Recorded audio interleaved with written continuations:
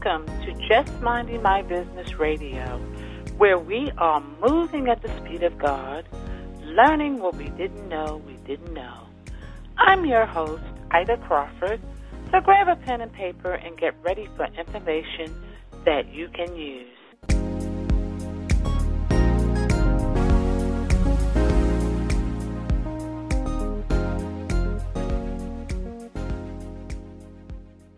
Welcome to another episode of Just Minding My Business. I hope your day was full of purpose. Today, coming to the mic is Tia D. Lewis, who was born in Florida and has lived all over the United States due to her parents being in the military. Tia graduated from high school in Killeen, Texas. Tia is a childhood cancer survivor, which made her embark on a degree in science. She has a BS, Bachelor of Science, in Forensic Science Biology and has worked as a scientist for the last 8 years. Tia has always had a passion for real estate, as she is all too familiar with the relocation process herself. Tia has merged her two passions together and has become the mad scientist of real estate, using her analytical skills to find formulas to better serve her clients' buying and selling needs. Well, welcome, Tia, to the show. Thank you. I'm happy to be on the show. Yes, we're happy to have you. So we're going to kind of back a little bit during your childhood time, and I hear you say that you're a childhood cancer survivor. Can you tell us a little bit about that experience? Yes, ma'am, I can. A week before my 13th birthday, I was diagnosed with Ewing sarcoma, which is a rare bone cancer. I was given a 3% survival rate, and they were talking about amputating my leg. But there was a doctor that was at Walter Reed Army Hospital in D.C. that said that he can save my leg, and he did my surgery. He did my surgery and one other girl's surgery, actually, and then he retired and opened his own practice in Miami, Florida. But with the 48-week protocol of chemotherapy and him removing the cancer, here I am today. You know, God had another plan. So wow, that's a story, and that had to be something at 13 years old to be going through. Yeah, it was definitely one of God's many tests that He's put on me. But I mean, what doesn't kill you make you stronger. And as long as you have a family that prays, it always works out, and God always has the final say. So absolutely. So as a result of that experience, you went on to receive your Bachelor of Science in Forensic Science Biology and work as a scientist. So tell us a little bit about your scientist adventure. Let's see. I started working in a lab, my senior year of college. I started working for Virginia State Lab, and I started out as a laboratory specialist, making reagents, preparing agarose and things of that sort. I worked in a lab called PSG, which stands for pulsed field gel electrophoresis, and where I actually I did DNA fingerprinting for foodborne illnesses. So I would test for, like, you know, if something happened at a restaurant and they have an outbreak and they say, oh, we got salmonella or E. coli or something, I'm the one that would test that and confirm whether they got it from that restaurant or not. Wow. Then from there I went on and I worked as a newborn screening scientist, where I would, you know, when the babies are first born and little foots are pricked, and you test them so we would test them for any genetic mutations and make sure that they're okay, you know, like sickle cell anemia, T4, stuff like that. Make sure that they don't have any of that. How did you go from scientist to real estate? How did you make that transition? It's funny because I've always because I love working with people and I love houses. Like, I used to sit there and look at the shows. I wanted to, honestly, when I first got into it, I wanted to flip houses and stuff. I'm like, I just love the design of them. I love houses. I look at everything when I go in them. And so I decided to get my real estate license, and from there it just started going. And it's just something about helping someone obtain a dream that they think that they can't obtain, and becoming a homeowner, investing in themselves. And so it just went from there, and I started loving it more and more. It's like another way of helping people outside of me being in a lab. Being in a lab, I'm helping people, but I'm not around people. And I like being around people and talking to people and meeting different people. Okay, so you like that interaction that comes along with the real estate industry. Yes. Okay. All right, so what areas do you work out of? I'm licensed in D.C., Maryland, and Virginia. So I work out of all areas. Excuse me, I'm sorry. My target area is Upper Marlboro, Bowie, and Great Falls. But I serve all of Maryland and D.C., as well as I serve Northern Virginia. Okay, so if anybody's out there listening and need support with purchasing or selling a home, can you give us your contact information? Yes, you can always reach me at my email, Tia, T-I-A, at Golston, Golston, realestate.com, or you can call me on my cell phone, 240-351-0258. Okay, so let me just ask you, when people are looking for a home, what are some of the things that they need to take in consideration when making that selection? When you're first looking for a home, and some things that I always tell my clients, like I always make sure we sit down and have a buyer consultation before I take you out to look at any homes, because you have to think about, one, if you have kids, you want to look at the schools in the area. Two, you want to look at the neighborhood and make sure that that is somewhere that you want to live at. I would say drive there during the daytime, at nighttime, on the weekend, to see how the neighborhood is at different times. You also want to think about the convenience to everything. How far is it from your job? How far are you from grocery stores or, movie theaters, hospitals, anything that's convenient to you? What will make you happy? And then you need to sit down and think about what you can do without, and what's your major must-haves, and what you can do without, and set realistic goals to attain it. Okay, yeah, because when I was buying my house, I had I can go back and look at all of the doodling I did in terms of, the financial pieces. I had all this stuff I wanted. I wanted a fireplace in the house. I wanted this. I wanted that. And then I had to, come to the realization that if I got all of those things, each one of those pieces cost something. Yes, it does. Yes, and it's not cheap. It's very, very expensive, especially when you're having a home built, and they charge you for every little thing. So when I go back and I look at the doodling that I did, it was like I got X's on this and then X's on that, and then I got, yes, I need this. You know what I mean? So it got down to, what do I really have to have? Right. And then when we sit down, I also recommend that they actually talk to a lender, because before you start looking at all this stuff, you need to know how much you qualify for, first and foremost, and then, where you're at, because there's a lot of things that people do. Say if someone can't afford to get a new home built, right? There's other type of things that they can do. They can get a renovation loan and go find you a house that has, on the outside, it has the makings of what you want it to be, and then you can make it what you want to be.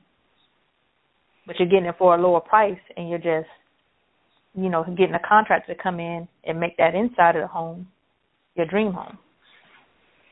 Okay, and that's the first, time I've heard a real estate agent actually say anything about getting a renovation loan. So that's very interesting, because when I was buying a house, that never even came up. So honestly, the 203K loans, they've been around, but I think a lot of people are more into like the new homes. And I would be honest, I'm one of those realtors that are not into the new homes, new builds. I mean, if that's what you want, I'll definitely go to bat for you. But I always think that if you want that, you should always make sure that you have a realtor to go with you so they can look out for your best interests. Because if you go in there by yourself, the people that are there are representing the seller, which is the new builder. So they're not looking out for you. And when you go in there with a realtor, we can sit there, some of that stuff that you might have had to pay for, might get for you without you having to spend extra money, negotiate certain things for you. But I like the older houses, especially ones built, between like the 60s and 90s, because to me those are like sometimes more sturdier, and you could do a lot with it. Oh, okay. So that's something I just learned, that you can get a renovation loan and get a cheaper house. So that's good to know. I know that happens in the real estate investing world all of the time, but I didn't know that it happened, with traditional ways of buying homes. So that's definitely good to know. What other things do you focus on with your clients? I just focus on making sure that we communicate. Communication is key with everything. And so that's why, like I said, I set up and I meet with everyone. That way we can sit here and set expectations with each other. What do you expect from me? And, what I expect from you. And we can sit here and talk, and then I hear what you're looking for. And then from there, I may throw in a surprise one. Like I'll select the houses that you say you're looking for, but then I'll throw in a surprise house that you might not think about, but it has everything that you said that you wanted in it. Okay, and that's very important, Tia, something you said, that you listen, because I remember in selling my home that I had to get the new home, I felt like the real estate agent was very nice in the beginning, but once I signed the dotted line, it was like I had to hunt them down. And that's another thing. You want to interview more than one realtor, and you want to see the action. I feel like even how for my clients, I'm all about my clients. So if I'm going to send you to a lender, before I pick lenders that I work with, I make sure to call them myself and stuff too. Because if it's hard for me to get in contact with them, then that means it's going to be hard for my client. So if you're selling your property and you're selecting all lenders, then you need to interview them all and ask them certain questions. Call them. See how often you can get in contact with them. If their voicemail is full or any, and stuff like that, of that sort, then that way it'll tell you how available they are going to be to you.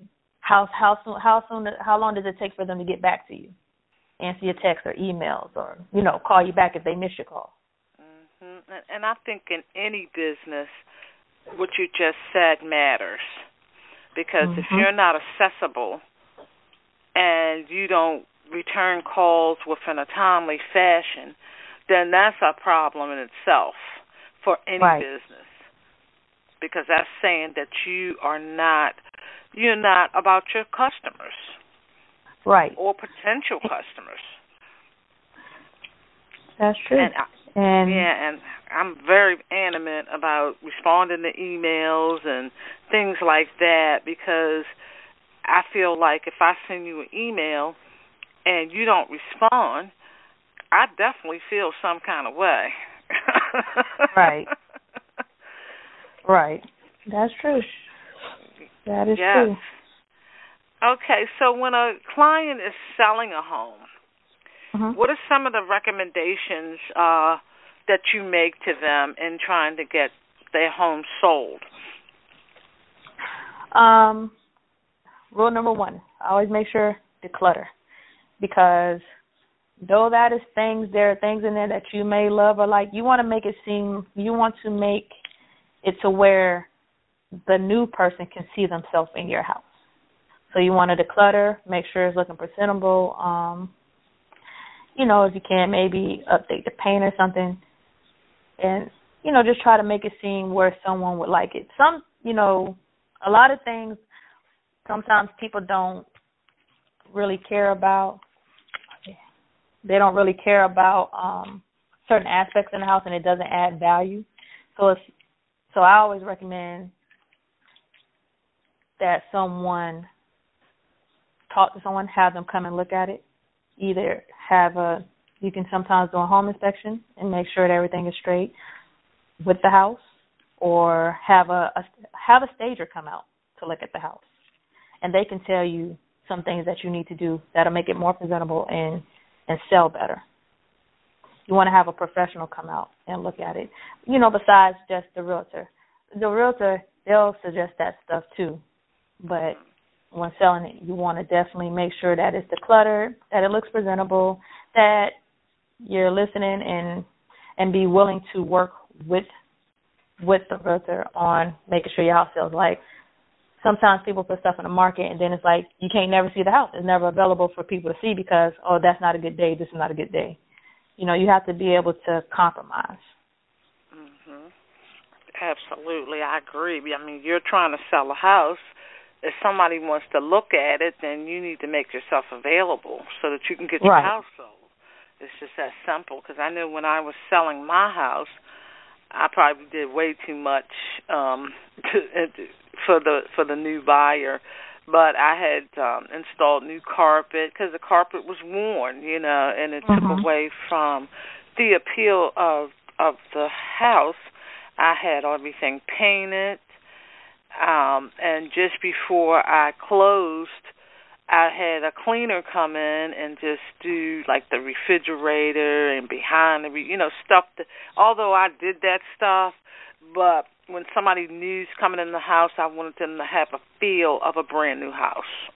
That's nice. That's funny that you said that, because I actually have a client. We're going to closing next Wednesday, and the seller said the same thing.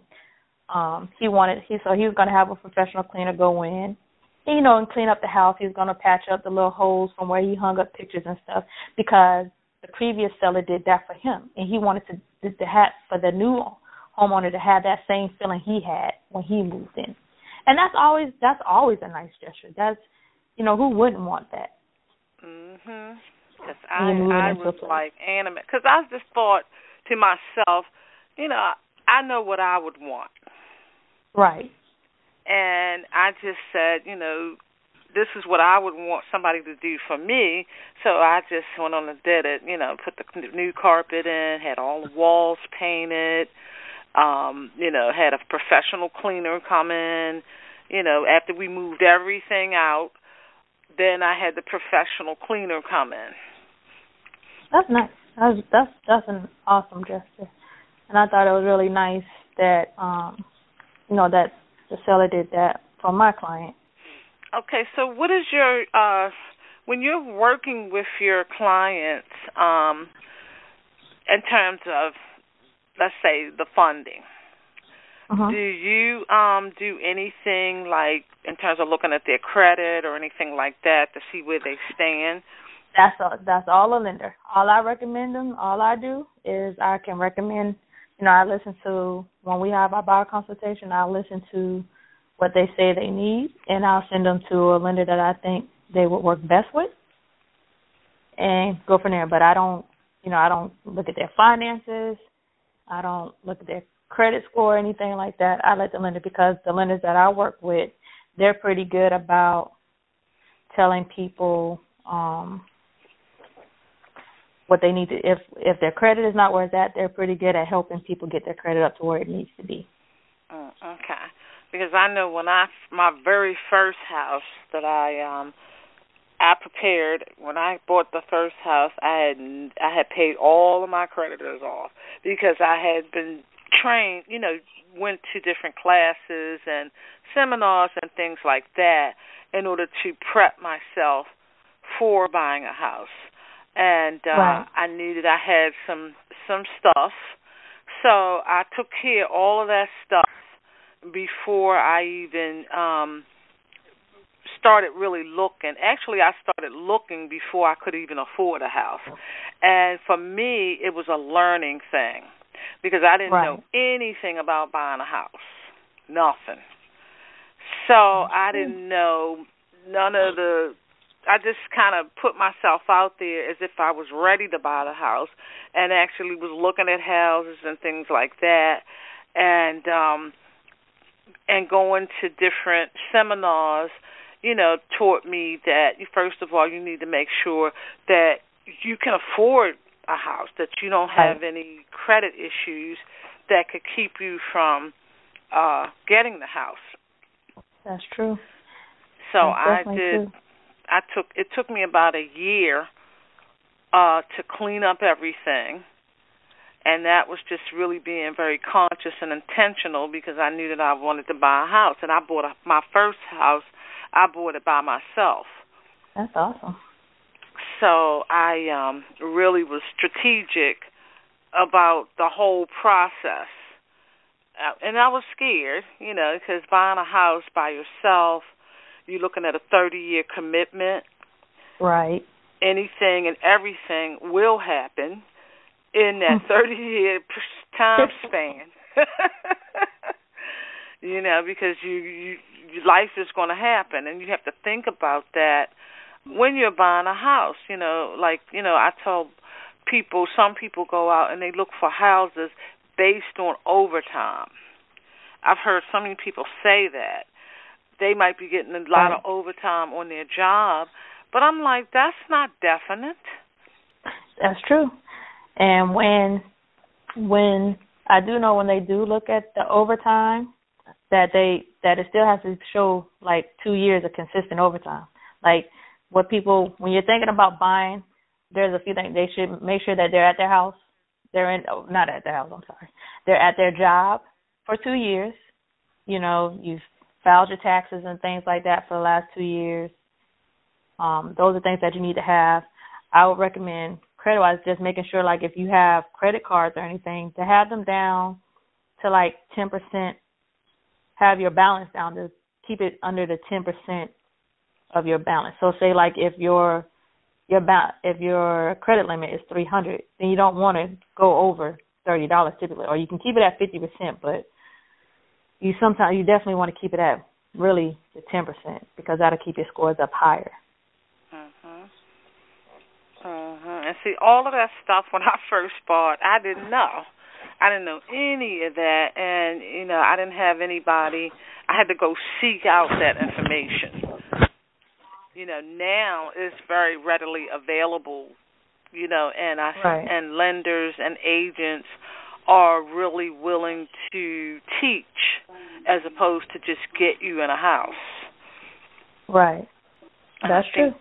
And I think back during that time, it was a different mindset as in the real estate industry as well as in the lending industry. Now it's more of educating people so that they can achieve that dream of owning a home. For sure. So, Is there any other tips that you'd like to share with the audience? All I can say is if you do not go by Credit Karma. That's one. Credit Karma is not always accurate, and so though it may be showing you at a lower score, your credit score can actually be 60 points higher or something. Always, if you're thinking about buying but you think that you can't, I always recommend to talk to a lender because they're the best people to tell you, one, where you're at, where you need to be, and how long it would take for you to get there. A lot of people are always going to some of these companies like Lexington Law and stuff like that to get them, and you're spending all this money to fix your credit. But a lot of lenders actually offer free credit repair. They help you to fix your credit and get it up where it needs to be for free without you spending all that money. That's interesting. I didn't know that. That's what I'm saying. See, you learn so much. Because I thought they just, back in my time when I was buying houses, they was like, well, you need to do this and you need to do that and come back and see me when you did all that. Right. Now, there are still some that are like that. There are still some that are like that. But I try, when they do stuff like that, I just be like, yeah, I'm going to need someone that's going, because these are people, they want to do something. And if you just sit there and put them on the back burner, then they'll, sometimes people get discouraged. So you got to have someone that wants to help out and work with them. Be like, no, you can do this. This is all you need to do. Man, it's all about showing the client that you care. Right. Exactly. And that's what I'm about. It's not about, because regardless, it's all about building relationships. And real estate is a relationship business. And you're building relationships, and you got to make sure that you're comfortable with each other and know each other. You got to open up and help. And see, me, I'm all about helping and encouraging and building people up. And that was my main goal with the real estate. Mm-hmm. Because a lot of people don't, to some people it's about the money. To me, it's not about the money, because the money will come. But you have to do right by people. Yes, I agree 100%. And I always tell people, take the money away. If you take the money away, then you see the passion.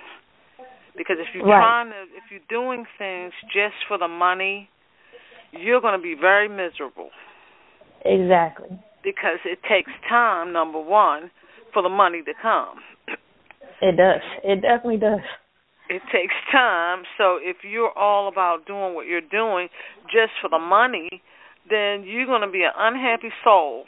It's just that simple, because when you're building and you've got to learn the ropes, you've got so much that you have to learn, number one, when you're doing whatever you're doing, whether it's real estate or any other type of business. There's things that you don't know that you don't know. Right. That is true. That is very true. So if you all about the money, and and I've been there before, because sometimes you find yourself in a situation and you've got all these things going on that cost money, and you kind of run scared. Right. You're like, how am I going to do this? I don't have this money to do this. Where am I going to get it from? And you kind of run scared, and when you step out and you try to do something, when you're in that kind of mindset, it typically never works, number one. Right. I've learned you just gotta walk out on faith sometimes, and that's what I did when I first got into real estate. I definitely didn't have all the money, but I made it work. And and I still just sometimes, what do they say? A shut mouth doesn't get fed. All you have to do sometimes is just ask for help, or ask, or talk, or listen. Talk to people. Someone that knows, that's been in a little longer, they may know other ways to do certain things. And it's all about, just like I said, communication is always key, because you never know unless you ask. There is no such thing as a dumb question. You're so right. And you know what? When you ask and people see the authenticity that you really want to learn, they'll give you more than you ask for. That is true. Because they can feel that you really want to do this, you're eager to do it, and you're committed to doing it. For sure. Well, Tia, this has been an awesome conversation. I've learned quite a bit of things that I didn't even know. And I thank you so much for sharing that information with me and my audience. And one more time, give us your contact information. Okay. Again, and thank you so much for having me on the show. My name is Tia Lewis, the Mad Scientist of Real Estate, and my phone number is 240-351-0258, and my email is TIA at Golston, GOLSTON, realestate.com. And my website is www.madscientistofre.com. Wow, thank you so much, Tia. I'm looking forward to having you back on the show in the future, and I am so glad that you said yes, because this was definitely very empowering and educational. Thank you. This was definitely an honor. I am very honored to have been asked to serve and talk on your show, and it was a really good privilege, and I thank you so much for the opportunity. Thank you, and you enjoy the rest of your day. You too. Have a great evening. This show is brought to you by the amazing women of A Sister Circle Empowerment Network, ASIN LLC, where we are never in competition, but always in collaboration. And our valuable sponsors, Prodigy Accounting Service, Next Generation Accounting to get you where you need to be. Contact them at prodigyact1@yahoo.com or online at www.fli-inc.com. Prodigy Accounting Service, Next Generation Accounting to get you where you need to be. Contact them at prodigyact1@yahoo.com or online at www.fli-inc.com. Ready to plan for your retirement? Contact Game Plan for Retirement. Call 410-902-0464 and schedule a free consultation. That's Game Plan for Retirement, 410-902-0464. Interested in becoming a sponsor for Just Minding My Business 24/7 radio? Or would you like to know what a Sister Circle Empowerment Network, ASIN LLC, is all about? Contact us today at asistercircle@gmail.com and visit our website at asistercircle.org. That's ASISTAS circle.org. Contact us today at asistercircle@gmail.com and visit our website at asistercircle.org. That's ASISTAS circle.org. Voiceovers for A Sister Circle Empowerment Network provided by Ruth Haskins, voiceover actor. To fulfill your professional voiceover needs or to receive her current professional demo, contact Ruth at 443-620-4115.